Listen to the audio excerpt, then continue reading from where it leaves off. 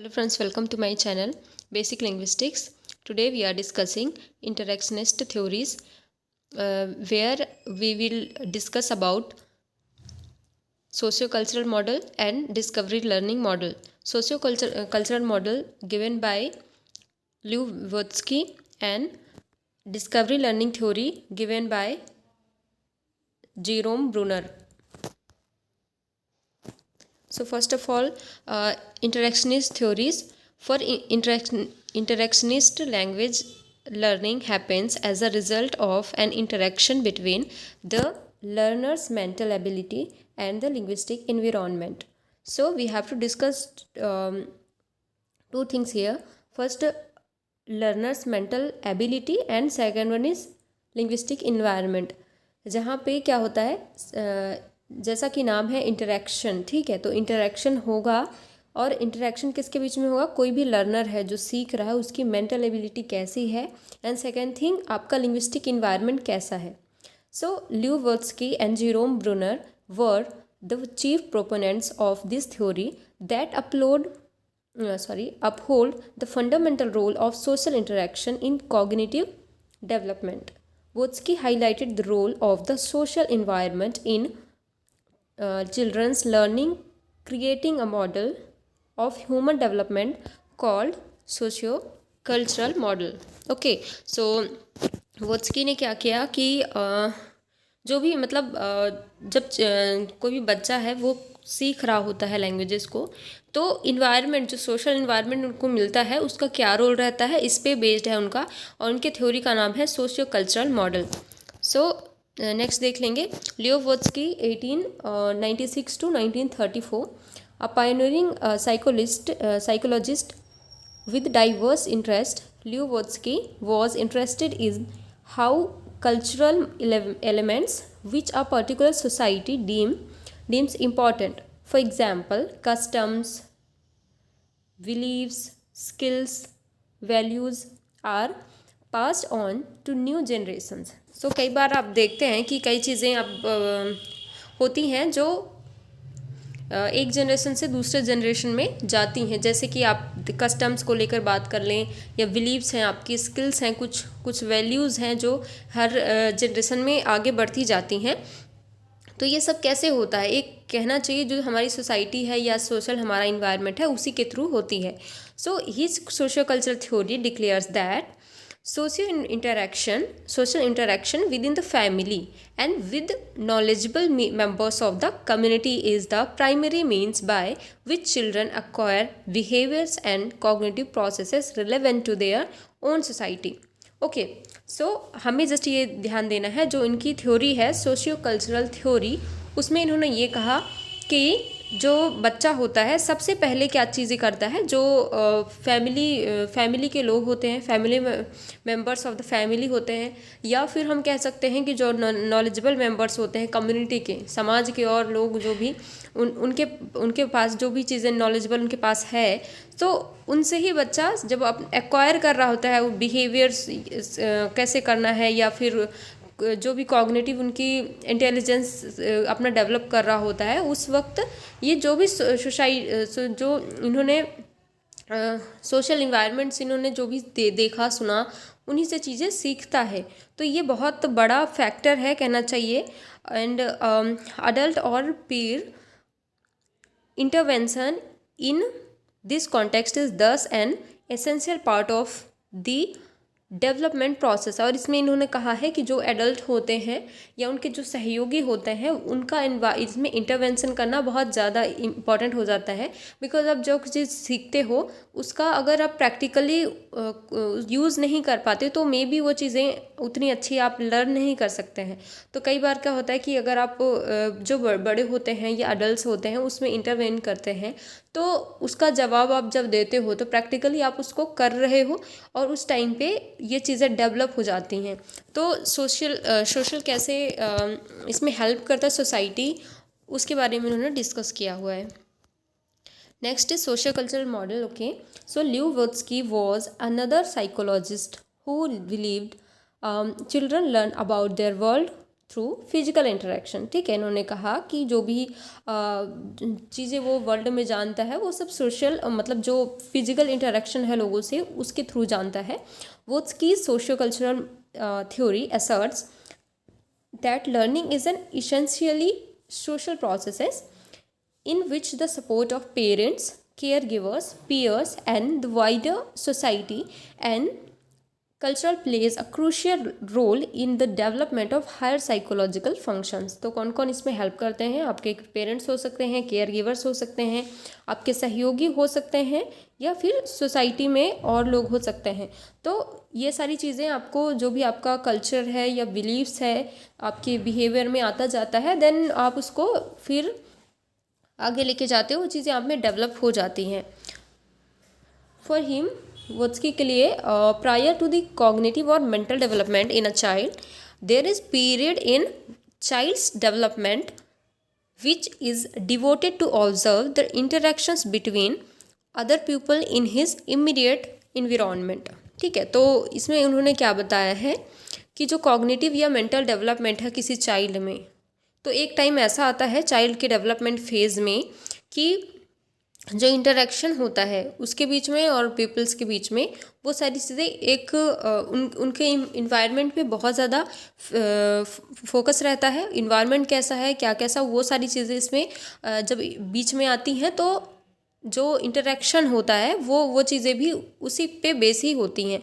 So this precisely says that social learning precedes cognitive development as opposed to Piaget's claim that development necessary precede learning। तो यहाँ पे पियाजे का नाम आया है, जीन पियाजे, जिनके बारे में उन्होंने कहा था कि जो डेवलपमेंट होता है वो नेसेसरली क्या होता है, डेवलपमेंट प्रिसीड करता है लर्निंग को। ठीक है, लेकिन इनका ये कहना है वोत्स्की का कि यहाँ पे सोशल लर्निंग जो होता है वो प्रिसीड करता है कॉग्निटिव डेवलपमेंट को। ठीक है, तो as per this conception a child first observes the communication pattern of the adults around him and then later develops the ability himself to communicate। तो उनका पहला ये कहना है कि सबसे पहले जो बच्चा होता है, चिल्ड्रन होता है, वो सारी चीज़ें कॉन्सेप्चुअल देख लेता है, सुन लेता है, चीज़ें ऑब्जर्व कर लेता है कि कम्युनिकेशन के पैटर्न क्या है, लोग उसे कैसे यूज़ कर रहे हैं, लाइक दैट वो चीज़ों को देखता है, पहले ऑब्जर्व करता है, आफ्टर दैट वो क्या करता है, वो सब चीज़ों को डेवलप कर लेता है और फिर अपने कम्युनिकेशन में वो यूज़ कर पाता है। He has held the view that a child learns best when he interacts with others to solve a problem। तो उनका ये कहना है कि सबसे अच्छा तरीका या सबसे अच्छा टाइम उनके लिए ये होता है जब वो किसी प्रॉब्लम को सॉल्व करते हैं, तो वो काफ़ी अच्छे से इंटरेक्ट कर सकते हैं। In this initial stages the interaction with adults lead the child and gradually he becomes more capable of problem solving on his own। So उनका कहना है कि जब इनिशियल स्टेज में बच्चा क्या करता है, अगर वो किसी चीज़ को अडल्ट से इंटरेक्शन करते वक्त अगर अपनी प्रॉब्लम्स को सॉल्व कर पाता है तो ये एक तरीका होता है, आप ज़्यादा अच्छे से डेवलप कर पाते हो। So this is true with language as the adult first talk at the child and eventually the child learns to respond in turn. तो उनका ये कहना है कि ये बहुत अच्छा तरीका है, एक कहना चाहिए, और ये बहुत लैंग्वेज के लिए भी बहुत ट्रू है कि जब कोई एडल्ट सबसे पहले बात कर रहा है और ऐसा बात करना है जिससे सामने वाले को रिस्पॉन्ड करना पड़े, तो उस बच्चे को अगर रिस्पॉन्ड करना पड़ रहा है और ऐसे ही प्रोसेस चलती रहती हैं तो उनके जो लर्निंग प्रोसेस में बहुत ज़्यादा डेवलपमेंट हो जाता है और ऐसे ही करके वो यूज़ करके बहुत सारी चीज़ें सीखते हैं। सो कुछ इस तरह देख सकते हैं, जैसे कुछ सोशल इंटरेक्शन होगा जब आप किसी से मिलते हो, किसी से कोई आपके मतलब फैमिली मेम्बर्स हो सकते हैं, आपके पीयर्स हो सकते हैं, कोई भी हो सकता है, तो उनसे जो इंटरेक्शन आप करते हो वो चीज़ें, और आपके कल्चर्स जो आपके फैमिली से, पेरेंट्स से आपको मिलते हैं, उसके अलावा फिर आपका लैंग्वेज जो भी है, क्योंकि वो आप इन्वायरमेंट से ही सीखोगे, आपके इन्वायरमेंट में कैसे बातें की जा रही हैं वो सारी लैंग्वेजेस, ये सब चीज़ें जब मिलती हैं ना, तो एक कहना चाहिए ये एक दूसरे से रिलेटेड है, कनेक्ट कर पाती हैं, और जब ये सारी चीज़ें मिल जाती हैं तो आपका डेवलपमेंट हो जाता है। सबसे पहले ये चीज़ ध्यान देना है, सोशल इंटरेक्शन पहले आप करोगे, सोशल इंटरेक्शन करते हैं, उसमें आपका क्या हो जाता है, कल्चर डेवलप होता है, या फिर कह सकते हैं जब कल्चर डेवलप होता है तो उसी से आपका सोशल इंटरेक्शन भी होता है। दूसरी चीज़, कल्चर अगर आपका आपने सीखा कुछ तो लैंग्वेजेस भी आपको बनेगी, जिस तरह कल्चर रहेगा उसी तरह लैंग्वेजेस, जिस तरह लैंग्वेज रहेगा उसी प्रकार का आपका कल्चर भी रहेगा। तो ये एक दूसरे से जुड़े हुए हैं, एक दूसरे से कनेक्टेड हैं। अब हम दूसरा चीज़ इसी में देख लेंगे, जैसे सोशल इंटरेक्शन, इस तरह हम बात करके फिजिकली ऐसी सामने से बात करेंगे तो चीज़ें हमें ज़्यादा क्लियर रहती। Vygotsky believe that child are curious and driven toward being actively involved in their exploration of learning. Much of this learning takes place through social interactions. तो ये सारी चीज़ें वो सीखते हैं सोशल इंटरेक्शन से। लर्निंग इज़ कोऑपरेटिव और collaborative in nature. ठीक है, तो लर्निंग है ही एक कोलैबोरेटिव या कॉर्पोरेटिव नेचर का, तो उसमें ये सारी चीज़ें करना ही पड़ता है, तभी जाके आप उसको यूज़ कर पाते हो। तो आई होप ये चीज़ें समझ में आई होगी। नेक्स्ट इसी का है डिस्कवरी लर्निंग थ्योरी। उसी में हमने दो डिस्कस किया हुआ है, एक जो हमने अभी कर लिया जो कि था सोशल इंटरेक्शन, सेकंड है आपका डिस्कवरी लर्निंग थ्योरी जिसको जेरोम ब्रूनर ने दिया है। So discovery learning was introduced by Jerome Bruner and is a method of inquiry based instruction. ठीक है, and this popular theory encourages learners to build on past experiences and knowledge, use their intuition, imagination and creativity. ठीक है, so and search for new information to discover facts, correlations and new truths. तो basically इसमें क्या है, जो Jerome Bruner है उन्होंने discovery learning theory दी है। नाम से समझिए, डिस्कवरी मतलब खोज करना, लर्निंग थ्योरी, ठीक है, जो सीखने की थ्योरी है, या फिर कहना चाहिए कि जो सीखना है वो चीज़ें आप खुद से भी डिस्कवर कर सकते हो कुछ चीज़ें। जैसे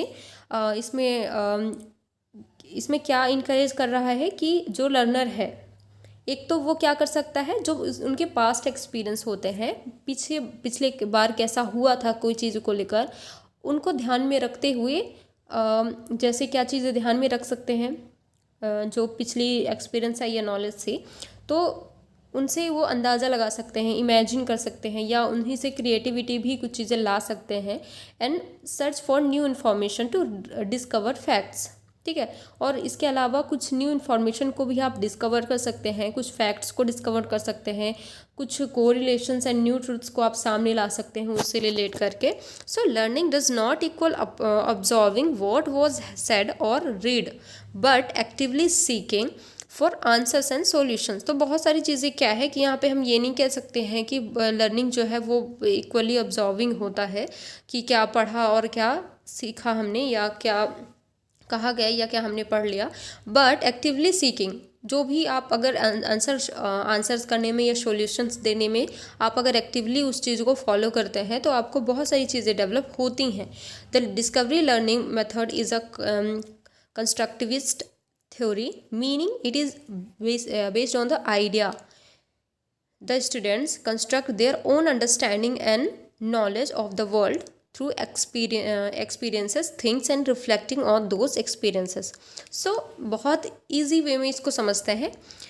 देखो, डिस्कवरी लर्निंग मेथड में सबसे पहले अगर हम कुछ चीज़ें, न्यू चीज़ें डिस्कवर कर रहे हैं या न्यू चीज़ें सोच रहे हैं, तो फर्स्ट ऑफ ऑल उसके बारे में क्या दिमाग में आएगा?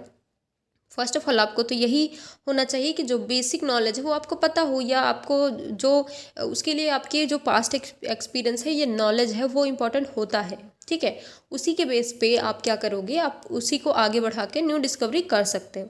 तो उसमें यही है कि एक तरह से स्टूडेंट को क्या करना चाहिए, जो भी उनके पिछले जो एक्सपीरियंसेस है उनसे सीख के और न्यू चीज़ें उसको अपनी चीज़ें जो उनको समझ में आती हैं उनके नॉलेज के हिसाब से उनको खुद डेवलप करनी चाहिए। और discovery learning theory Jerome Bruner का यही कहता है। ठीक है, तो इस पे हम ज़्यादा बात नहीं करते हैं, यहाँ पे देख लेते हैं डिस्कवरी लर्निंग थ्योरी ब्रूनर ने 1915 में दी थी। यहाँ पे देख सकते हैं अब्स्ट्रैक्ट कंसेप्चुलाइजेशन, आपके दिमाग में कुछ चीज़ें, मतलब आपके माइंड में जो नॉलेज है वो सारी आपकी अब्स्ट्रैक्ट कंसेप्चुलाइजेशन हो जाएगी। एक्टिव एक्सपेरिमेंटेशन, उसी का जो आपके दिमाग में है या जो आपकी नॉलेज है उसी का एक्टिव एक्सपेरिमेंट करके आपने देखा। फिर वो हो जाता है कंक्रीट एक्सपीरियंस, जब आप उस चीज़ को यूज़ कर लेते हो ना तो एक तरह से उसको बाद में क्या हो जाता है, एक कंक्रीट फॉर्म में हो जाता है और एक्सपीरियंस बन जाता है, क्योंकि आपने वो चीज़ किया हुआ है। और रिफ्लेक्टिव ऑब्जर्वेशन, उसी के बेस पे आप चीज़ों को रिफ्लेक्ट कर पाते हो। ठीक है, ऑब्जर्व कर मतलब रिफ्लेक्टिव ऑब्जर्वेशन का मतलब है कि आप उसी चीज़ को, जो चीज़ें आपने करी उसी को आप रिफ्लेक्ट कर सकते हो या ऑब्जर्व कर सकते हो कि हाँ ये चीज़ें सही है या गलत। तो ये कहना चाहिए कि डिस्कवरी लर्निंग थ्योरी में ये सारी चीज़ें इंपॉर्टेंट है ये सर्कल, और इसी के बेस पे ही जो बच्चे का डेवलपमेंट है उसी के बेस पे होता है। सो आई होप आप लोग को ये वीडियो पसंद आएगी, और thank you so much for watching. And please guys, आप लोग को पसंद आती है वीडियोस तो लाइक, सब्सक्राइब एंड कमेंट ज़रूर करें। Thank you so much.